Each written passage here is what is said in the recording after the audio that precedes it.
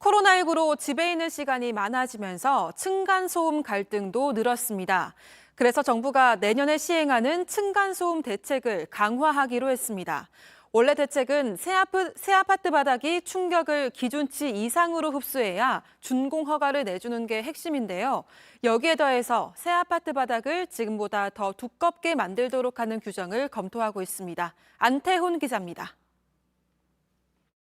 쓰레기통을 발로 찹니다. 바로 위층에서 소음이 난다며 항의하는 것입니다. 하지만 이때 위층에는 아무도 없었습니다. 심지어 야구 방망이로 난간을 내리치며 소음으로 맞대응하기도 합니다. 고성에 욕설을 해가면서 집이 비어있는 상태인데도 소음이 난다고 항의를 하는 거예요. 그래서 할 수 없이 이사를 나갔죠. 물론 아래층 피해자가 더 많습니다.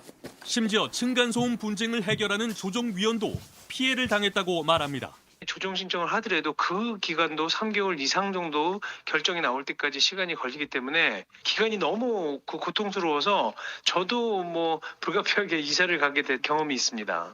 코로나19로 집에 머무는 시간이 늘자 층간소음 갈등도 커지고 있습니다.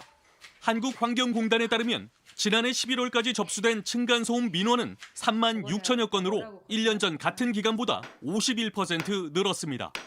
최근엔 방송인 이휘재 씨까지도 층간소음 논란에 휘말리기도 했습니다. 정부가 이전에 내놓은 층간소음 대책은 아파트를 지은 뒤 층간소음 성능을 검사하는 것으로 내년 7월 시행합니다.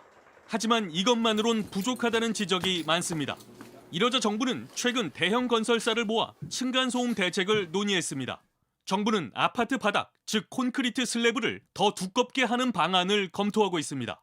1999년 120mm에서 2013년부터는 210mm로 강화됐는데 앞으로는 240mm까지 늘리자는 겁니다. 우리나라 아파트 대부분은 벽이 기둥 역할을 하는 벽식 구조라서 소음에 약하다는 의견도 있습니다. 소음과 진동이 덜 전달되는 기둥식 구조, 즉 고층 빌딩에 많이 쓰이는 방식으로 바꿔야 한다는 지적이 나오는 이유입니다. 하지만 이럴 경우 공사비가 20% 정도 비싸져 건설사들이 난색을 표합니다. 층고를 높여 완충작용을 할 수 있는 공간을 넓히는 것도 방법이라고 전문가들은 조언합니다. JTBC 안태훈입니다.